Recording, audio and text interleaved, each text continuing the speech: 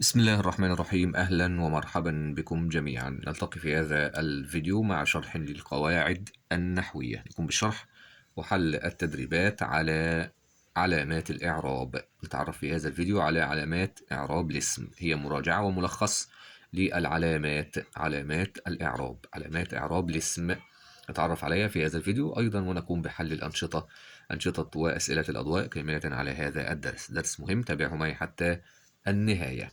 ولكن في البداية وكالعادة أذكرك بالقيام بالإعجاب بهذا الفيديو وكذلك مشاركته مع الآخرين. اعمل إعجاب ومشاركة، لايك وشير لهذا الفيديو حتى يصل للجميع ويستفيدون منه أيضا. كذلك لا تنسى الاشتراك في القناة. أولا تدريبات لاحظ واكتشف. النشاط الأول: اضبط ما تحته خط في الجمل الآتية. طبعا الضبط بالتشكيل. يركب المسافرون القطارات. طبعا يركب فعل مضارع مرفوع علامة رفع الضمة، المسافرون فاعل مرفوع علامة رفعه الواو لأنه جمع مذكر سالم. يركب المسافرون، يركبون ماذا؟ القطارات. إذا القطارات هو مفعول به، مفعول به منصوب وعلامة نصبه الكسرة، علامة نصبه الكسرة. لماذا؟ لأنه طبعا جمع قطار، جمع مؤنث سالم، جمع مؤنث سالم. طبعا في البداية التذكرة أن الاسم المفرد وجمع التكسير كل منهما يرفع بالضمة وينصب بالفتحة ويجر بالكسرة. مرة أخرى، كل من الاسم المفرد، اسم مفرد وجمع التكسير نفس العلامات، بيرفع بالضمة وينصب بالفتحة ويجر بالكسرة. أما المثنى يرفع بالألف، يرفع بالألف وينصب ويجر بالياء. طيب جمع المذكر السالم يرفع بالواو وينصب بالياء وأيضا يجر بالياء. كده تبقى جمع المؤنث السالم مثل كلمة القطارات هنا. جمع المؤنث السالم يرفع بماذا؟ يرفع بالضمة أيضا، ولكن ينصب ويجر بالكسرة، ينصب ويجر بالكسرة. يعني لا توجد فتحة في جمع المؤنث السالم، ولكن الكسرة نيابة عن الفتح، فالكسرة هي علامة فرعية في جمع المؤنث السالم. طب هذا ملخص، وسوف نقوم بالشرح والتوضيح أكثر من خلال أمثلة. يبقى إذن القطارات مفعول به منصوب وعلامة نصبه الكسرة، ويريد الضبط فقط التشكيل ولكن لابد أن تعرف السبب، العلة. عادت التلميذة من المدرسة. طبعا عادت هنا تاء التأنيث، عادة فعل ماضي، التلميذة هي اللي عادت فاعل مرفوع علامة رفعه الضمة، علامة رفعه الضمة. لماذا؟ لأنه مفرد. من المدرسة، من حرف جر، والمدرسة اسم مجرور بمن وعلامة جره الكسرة لأنه مفرد. فاز العالم بالجائزة. العالم فاعل مرفوع علامة رفع الضمة لأنه مفرد. بالجائزة، الجائزة اسم مجرور بالباء، الباء هنا حرف جر متصل وعلامة جره الكسرة لأنه مفرد. سلمت على الأصدقاء، اسم مجرور بعلى وعلامة جره الكسرة لأنه جمع تكسير.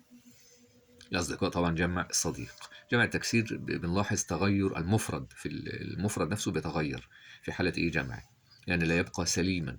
يصحح المعلم الأوراق. المعلم فاعل مرفوع وعلامة رفعه الضمة لأنه مفرد. الأوراق مفعول به منصوب وعلامة نصبه الفتحة لأنه جمع تكسير، جمع ورقة. قضت الفتيات، أيضا هنا تاء التأنيث عشان الفعل مؤنث. طيب قضت الفتيات أوقات سعيدة في الحديقة. الفتيات فاعل مرفوع وعلامة رفعه الضمة لأنه جمع تكسير، جمع فتاة. نسج العامل الملابس من القماش. نسج فعل ماضي، العامل فاعل، الملابس مفعول به منصوب وعلامة نصبه الفتحة. الملابس طبعا لأنه ماذا؟ لأنه جمع تكسير، جمع ملبس. من القماش طبعا اسم مجرور بمن وعلامة جره الكسرة، خلاص، لأنه طبعا لأنه مفرد. الشارع، الشارع مزدحم، الشارع مزدحم في النهار. الشارع مزدحم. الشارع طبعا مبتدأ مرفوع علامة رفع الضمة طب مزدحم خبر المبتدأ مرفوع علامة رفعه الضمة، طبعا لأنه مفرد. في النهار اسم مجرور بفي، حرف الجر هنا منفصل، وعلامة جره الكسرة لأنه مفرد. ننتقل إلى النشاط الثاني. صل ما تحته خط بعلامة الإعراب الصحيحة. سمع التلاميذ، هكذا. التلاميذ القصة. التلاميذ فاعل مرفوع وعلامة رفعه الضمة، علامة رفعه الضمة. ساعدت، طبعا لأنه جمع تكسير، جمع تلميذ. ساعدت مريم الفقيرة. الفقيرة مفعول به منصوب وعلامة نصبه الفتحة لأنه مفرد. فاز المجتهد بالجائزتين. طبعا الجائزتين اسم مجرور بالباء وعلامة جره الياء، علامة جره الياء لأنه مثنى. تلاميذ طبعا الضمة هنا لأنه جمع تكسير. الفقير الفتحة لأنه مفرد. طيب أفطر الصائمون، من الذي أفطر؟ الصائمون فاعل مرفوع وعلامة رفعه الواو. علامة رفعه الواو، لماذا؟ علامة رفعه الواو هنا لأنه جمع مذكر طبعا سالم. بعد ذلك قابلت فاطمة الصديقات. فاطمة فاعل، الصديقات مفعول به منصوب وعلامة نصبه الكسرة. الكسرة لماذا؟ لأنه جمع مؤنث سالم، طبعا ينتهي هنا بالألف والتاء. ننتقل إلى النشاط الثالث. بين علامة إعراب ما تحته خط واذكر السبب. الشوارع نظيفة. الشوارع مبتدأ مرفوع وعلامة رفعه الضمة. لماذا؟ لأنه جمع تكسير، طبعا الشوارع جمع شارع، فجمع التكسير يرفع بالضمة. نظيفة خبر المبتدأ مرفوع علامة رفعه الضمة لأنه مفرد. نظيفة طبعا مفرد. المبتدأ جمع والخبر نعبر عنه في صيغة المفرد. طبعا هنا ضمة واحدة، هنا ضمتان، تنوين بالضم. لماذا؟ هنا لأن في ألف ولام، يبقى إذن لا يأتي معه التنوين، إنما يأتي التنوين في حالة عدم وجود طبعا فيها تفاصيل ليست موضوعنا الآن. بدأت المباراة مساء. التأنيث التي بدأت المباراة فاعل مرفوع وعلامة رفعه الضمة أيضا، ولكن لأنه مفرد. طيب لأن الجمع مباريات. نجح محمد في الامتحانات اسم مجرور بفي وعلامة جره الكسرة. لماذا؟ لأنه جمع مؤنث سالم. بعد ذلك باع التاجر البضائع. التاجر هو الذي باع البضائع مفعول به منصوب وعلامة نصبه الفتحة. علامة النصب هنا الفتحة. لماذا؟ لأنه جمع تكسير. البضائع جمع البضاعة. تحلق الطيور في السماء. الطيور هي التي تحلق، بإذن فاعل مرفوع وعلامة رفعه الضمة. علامة الرفع هنا الضمة. لماذا؟ طبعا الطيور جمع طير وطائر، إذن فهي جمع تكسير أيضا، بالسبب لأنها جمع تكسير. أسرع العداءان. طبعا العدو اللي هو الجري. أسرع العداءان نحو خط النهاية. طيب العداءان ده مثنى، المثنى بتاع عداء، إذن فاعل مرفوع وعلامة رفعه هنا الألف. العلامة هنا بقى بالحروف. العلامة هنا بالحروف وليس بالحركات. إذن الألف. لماذا؟ لأنه مثنى. نلاحظ هنا ألف ونون، زيادة الألف والنون على المفرد بقي كما هو. العداءان، وطبعا نون المثنى مكسورة دائما. المسلم يصلي هو الفاعل ضمير مستتر، تقديره هو. يصلي هو الصلوات الخمسة. طيب إذن الصلوات مفعول به منصوب وعلامة نصبه الكسرة. لماذا؟ لأنه جمع مؤنث سالم، جمع مؤنث سالم. طيب بعد ذلك خذ الكتاب، خذ أنت، الفاعل ضمير مستتر تقديره أنت، طبعا خذ فعل أمر. الكتاب مفعول به منصوب، وعلامة نصبه كما نرى الفتحة. الكتاب طبعا مفرد. احترق الطعام، الذي احترق هو الطعام. إذن الطعام هنا فاعل مرفوع وعلامة رفعه الضمة، علامة رفع الضمة لأنه هنا طبعا مفرد. الجمع طبعا أطعمة. الله نور السماوات والأرض. الله لفظ الجلالة مبتدأ، لفظ الجلالة مبتدأ مرفوع علامة رفعه الضمة. نور خبر المبتدأ مرفوع وعلامة رفعه الضمة لأنه مفرد أيضا. المثال الأخير معنا في هذا التمرين: تجولت في الميادين. انتبه لهذا المثال مهم. في الميادين، في الميادين. هل العلامة هنا طبعا هو اسم مجرور، اسم مجرور بفي، وعلامة جره الكسرة أم الياء؟ هل الياء والنون زائدة؟ لا. هل إذا حذفناها تصير كلمة المياد؟ ما معناها؟ يبقى إذن هذه ليست ياء ونون زائدة. إذا كانت زائدة طبعا هتكون جمع مذكر سالم، إنما ليست زائدة هنا، فلذلك هي جمع تكسير. جمع التكسير يجر وطبعا ينصب كالمفرد بالكسرة. يبقى إذن الميادين اسم مجرور بفيه وعلامة جره الكسرة. لماذا الكسرة؟ لأنه جمع تكسير، جمع تكسير. وطبعا المفرد ميدان. ولاحظ أيضا التغيير، هنا في المفرد ميم ياء وبعدها دال، إنما هنا ميم ياء وبعدين ألف، يبقى إذن المفرد اتغير، فبالتالي بنسميه جمعي تكسير. ننتقل إلى النشاط الرابع. اختر الإجابة الصحيحة مما بين القوسين. احتفل فعل ماض. اللاعبون، احتفل اللاعبون بالفوز في المباراة. اللاعبون فاعل مرفوع وعلامة رفعه الواو لأنه جمع مذكر سالم، ونون طبعا جمع المذكر السالم مفتوح. ترسو السفينة في الميناء أو في الميناء.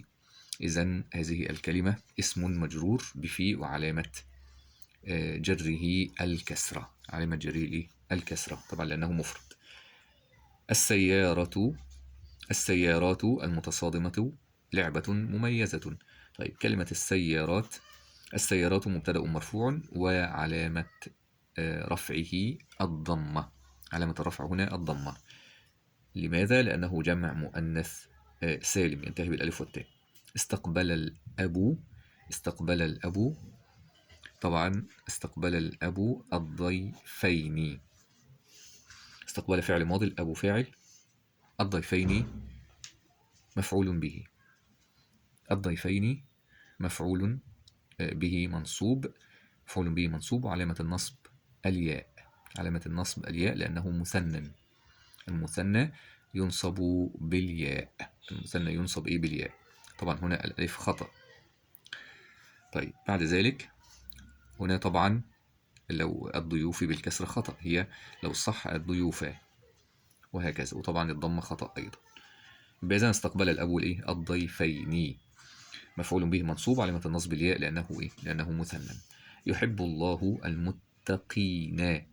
المتقين مفعول به طبعا منصوب وعلامة النصب الياء، علامة النصب الياء. ماذا؟ لأنه جمع مذكر سالم، جمع متق. تستخرج الدولة، طبعا تستخرج فعل مضارع، الدولة فاعل، يبقى إذن الكلمة هنا مفعول به منصوب وعلامة نصبه الفتحة. المعادن، علامة النصب الفتحة لأنه طبعا جمع تكسير، جمع معدن. من باطن الأرض، بإذن علامة النصب هنا الفتحة. لكل شيء إذا ما تم نقصان، بإذن تحته خط كلمة لكل. طبعا كلمة كل اسم مجرور باللام وعلامة الجر الكسرة، علامة الجر طبعا الكسرة. طيب هو يريد أنه طبعا هو هذه الكلمة جر ومجرور، جار وإيه ومجرور. لكل جار ومجرور، اللام حرف جر وكل اسم مجرور. وهو طبعا في محل رفع خبر مقدم، ونقصان مبتدأ إيه مؤخر. المهم تلألأت النجوم ليلا. النجوم هي التي تلألأت، إذن فاعل مرفوع وعلامة رفعه الضمة. علامة رفعه الضمة طبعا لأنه جمع تكسير. النجوم جمع نجم أو نجمة. منح المدير. منح فعل ماض والمدير فاعل. الكلمة هنا طبعا مفعول به أول. طيب المهم مفعول به منصوب وعلامة نصبه علامة نصبه الياء. إذن المتفوقين هكذا. مفعول به منصوب وعلامة نصبه الياء طبعا لأنه جمع مذكر سالم. مر بي رجل يحمل هو ايه بقى طفلا مفعول به منصوب وعلامة نصبه الفتحة لأنه مفرد. إذا نستفيد مما سبق أيضا المثنى يرفع بالألف وينصب ويجر بالياء. جمع المذكر السالم يرفع بالواو وينصب ويجر بالياء. جمع المؤنث السالم يرفع بالضمة، إنما ينصب ويجر بالكسرة. ننتقل إلى النشاط الخامس. وصل، طبعا صوب ما تحته خط. وصل المسافرون، طبعا هنا واو ونون وليس ياء ونون. فاعل مرفوع وعلامة رفعه الواو لأنه جمع مذكر سالم. المسافرون. عصرا. قابلت المعلم، هنا التاء تاء الفاعل، المعلم مفعول به. قابلت المعلم في الفصل. كلمة الفصل اسم مجرور بفيه وعلى مجره الكسرة. كرم المدير المتفوقين بالياء والنون. متفوقين مفعول به منصوب وعلامة نصبه الياء لأنه مثنى. تعالج الطبيبات المرضى. طبعا الطبيبات فاعل مرفوع علامة رفعه الضمة لأنه جمع مؤنث سالم ينتهي بالألف والتاء، جمع طبيبة. حارب الجنود الأعداء طبعا جمع تكسير، جمع لكلمة عدو، إذا مفعول به منصوب علامة النصب الفتحة لأنه جمع تكسير. يلعب الأطفال في الحديقة. الأطفال فاعل مرفوع وعلامة رفعه الضمة. علامة الرفع هنا الضمة لأنه جمع تكسير، جمع طفل. بعد ذلك وثب بمعنى قفز. وثب السباحون في الماء. لماذا السباحون هنا فاعل مرفوع علامة رفعه طبعا هو وضع فتحة فوق الحاء. لكي يعني يخبرك بأن هذا الاسم مثنى. طبعا لو كان جمع كان يبقى فيه ضمة فوق الحاء، يبقى إذن يريد أن يخبرك أن هذا الاسم لابد أن يكون مثنى هنا. يبقى نقول وثب السباحان بالألف والنون. السباحان هكذا فاعل مرفوع علامة رفعه الألف لأنه مثنى، فانتبه. لو طبعا وضع ضمة نقول السباحون. سما المتفوق، طبعا على وارتفع. سما المتفوق للمجد. سما هنا طبعا ليس اسما ولكن فعل ماضي بالالف. سما المتفوق للمجد، طبعا جار ومجرور، اللام حرف جر والمجد اسم مجرور باللام على مجره الكسرة.